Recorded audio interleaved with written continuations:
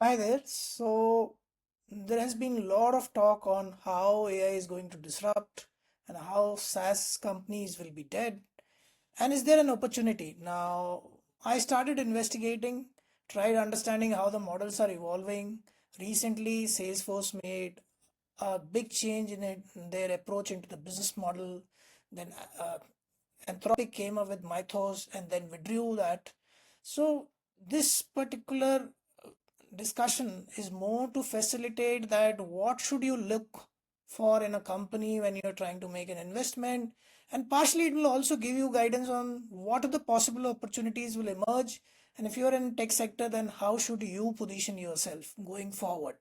So really speaking, what we're trying to figure out, should you invest now, which company, and how do I identify it.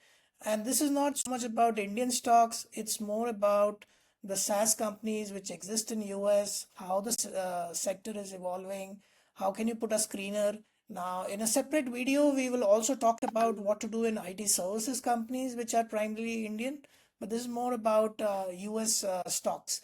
Now, before we delve deeper into it, what I have done is primarily tried understanding, brainstorming with ChatGPT to understand what kind of different SaaS companies exist, how is the model evolving, which one is creating a moat, and then creating a specific screener for that. For that matter, a screener which kind of gives you a complete perspective of how these companies are shaping up in different on different days in the stock market. Now, before we get delve deeper into what we have created and what this discussion results in, let's just quickly take a look at what exactly is changing with SaaS. Now, if we really look at what has happened with AI coming into play, is that earlier there were two primary silos. One was all the world that was there in the form of transactions, in the form of entities, that okay, XYZ wants to withdraw so much money from the bank, and it was entered in a kind of a form, and then there was why is it being done, all of that. There's a lot of unstructured data. So there's a decision making process which was parsing the unstructured data, and of course in the history of the transaction, and then there was actual transaction. And what will happen is throughout the process, for most part, at one level you're trying to make a decision, at another level you're trying to execute the decision. And for making a decision, you will bring the data in a different format, layer it for yourself, make the analysis, and then somebody will inference, make a judgment out of it, and then perform the transaction. But now what AI has done is completely unlocked that flow.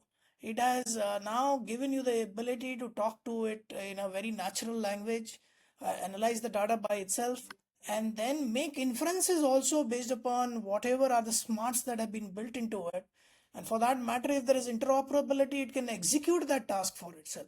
So what was happening earlier for that matter was that software would support human work. A ticket comes, ticket is reviewed, then ticket is for that matter in an IT sector was would be decoded by a support person, then it gets escalated, and then somebody solves it, then it flows back and it gets deployed.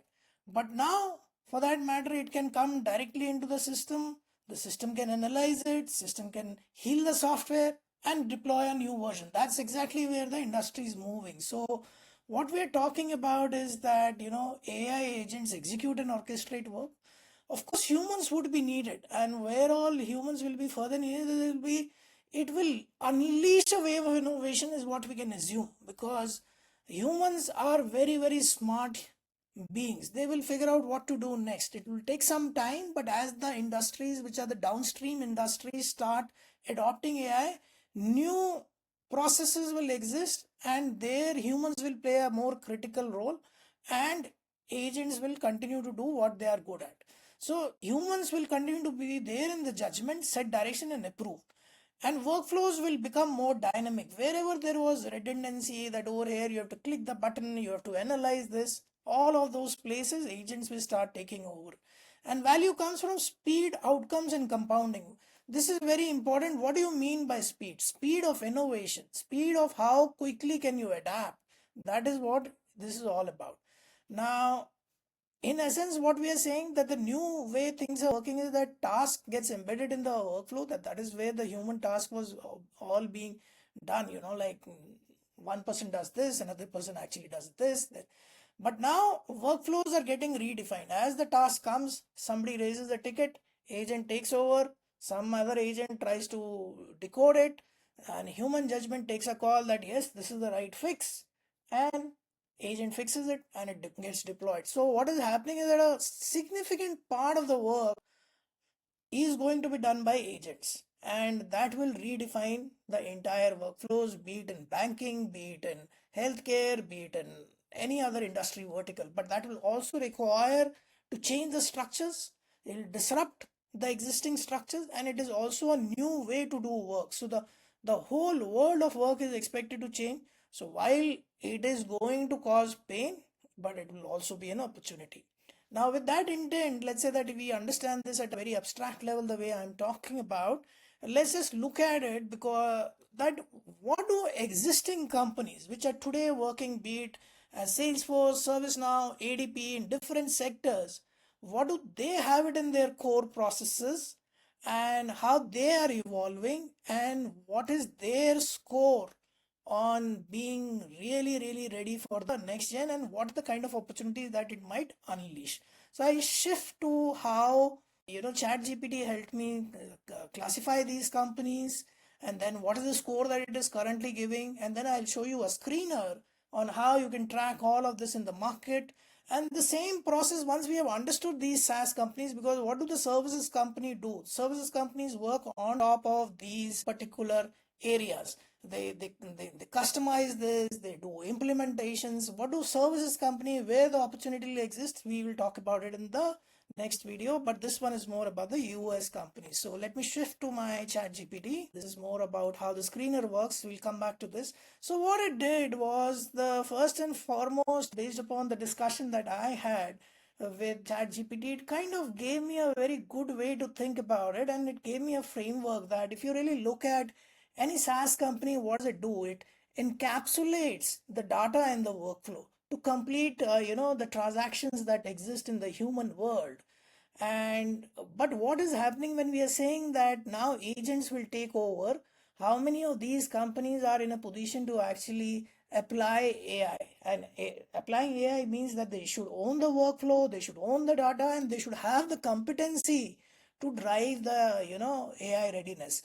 And while they have the competency to drive the AI readiness, if we are saying that agents are going to do the work, the business models are evolving in a direction wherein they're moving. If you look at the earliest business models in the world of software, it was all about licensing, then it moved to adoption, then it moved to, now where it is moving is to outcomes. Now it is very well possible that you would have a completely automated flow which will allow you to say that how many tickets did agents solve, and rather than companies being paid to track tickets and solve it, how many the likes of ServiceNow and all, are they able to self heal certain aspects of IT operations, and can they solve certain tickets by itself? That is what it means, and that is what is attempted to be outcome monetization we're talking about over here. So it gave me this kind of a framework that, okay, who owns the data? How much data does ADP own on a scale of 1 to 5? How strong is that moat? How in depth it is?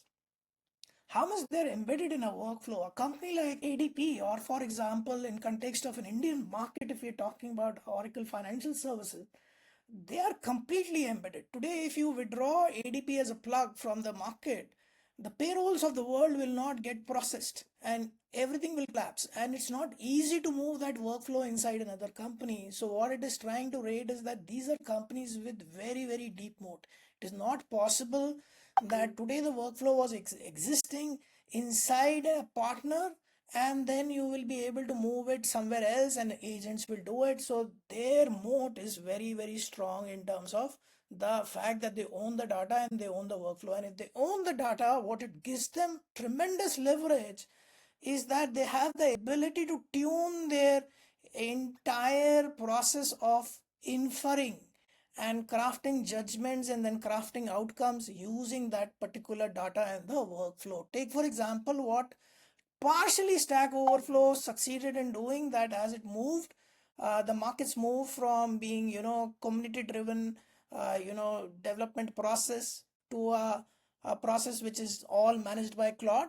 They gave that data as a proprietary data to the likes of the enterprises, and they monetize that data. Now, of course, that is not a very sustainable model, but for companies which are existing and they don't have very strong competition and it's not possible to move the workflows outside, these companies will exist. And that is what this ADP being at 5 and 5 and Fiserv, which is a financial system, is indicating. Now, AI readiness purely is a very abstract term in terms of it's a subjective evaluation that how ready are they? Whenever they're talking in their earning reports, what are they demonstrating as their AI readiness?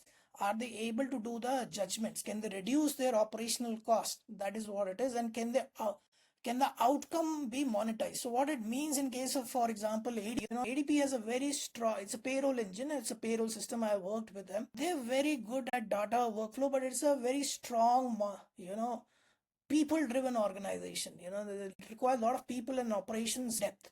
Can they do it with lesser number of people? And they can do it with lesser number of people. So let's say a payroll processing for Amazon might require a team of 250 odd people across the globe, but can they do it with 50 odd people?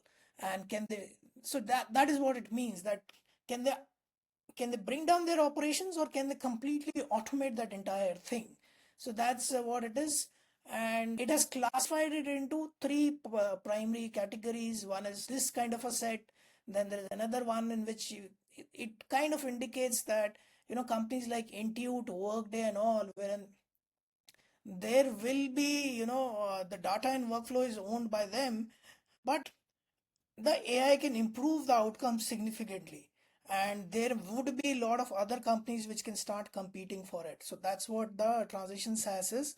But there is opportunity. And then there is a third basket which it has crafted, wherein it is about wherein you are interpreting and inferring the data, the likes of CoStar Group, wherein you are trying to say that, okay, it is monitoring certain systems, and while it is monitoring from certain systems, it is showing back the information how the monitoring is going, and the people have to take. Now, at this point in time, what it clearly indicates is that certain companies which have very strong data and workflow ownership, and if they demonstrate in their earnings reports and their future guidance, they can be the future of the AI world itself. And that gives us the opportunity. If it is coming at a discount, then should you buy at this point in time? And based on that, we've created a screener which kind of gives you a very clear trend at two levels. One is just like how's the trend coming up, how much of the difference has been in terms of today's price, how much of it has been in below 20 days minimum, 20 days max. And you can also change this. So like if you want to just look at the data at a comparison level of 60 days, you can do that. And you can make certain decisions that some of these companies which have strong moat at a data plus workflow level, and if their earnings commentary is kind of indicating that yes, they will be transitioning, or that they are moving towards very quickly to transition into the new world wherein their agents can take over and automate a part of their processes, and they can do with a smaller workforce, and at the same time they can also branch out into new sectors. That is where the advantage would come. And you can use the screener to figure out if something is interesting, and depending upon what your hypothesis says. Like for me, Fiserv is looking pretty good. For that matter, ADP is also pretty good at this point in time. But these are not recommendations. These are purely based upon very limited understanding that I have. But the primary hypothesis being the fact that if the company has data plus workflow, and then it is doing all the right steps, and it is opening up into a platform, because ADP can become a very strong HCM platform, or for that matter, Workday is a very strong HCM platform, then there is an opportunity and you can pick your bets. Everything is a bet because this is going through a big transition. And this is purely based upon how the trends are looking in terms of, the 20-day moving average versus the current prices. Uh, Given this list, if you combine the earnings report, if you combine where they stand, which would be also available, I'll be putting a link to the ChatGPT discussion. You can go through what I have created and further question that, or you can use some other engine to understand the layer better. But the primary thing that I would say would leave you with a thought is that you should have a framework to understand where the business is in terms of having the moat from the previous generation, how quickly it is moving to transition into the new generation, and not just from a perspective of getting the work done, but also from a business model perspective. If you have done that hypothesis well, then it will give you the conviction to identify some of the companies which make sense for you, and then you start tracking using this kind of a screener that is available, and you will be able to make some safe bets, and at the same time you can increase your exposure if you start developing the confidence. So that was very, very quick, my approach to it, and my how I am trying to make certain decisions. Of course, like we can't take a lot of exposure in US stocks directly from India, but if you are either based in US, or if you're trying to make an exposure over there sitting over here, this is one good way to look at SaaS companies. I'll see you in the next one, in which we'll cover a few services company and further build on this particular topic.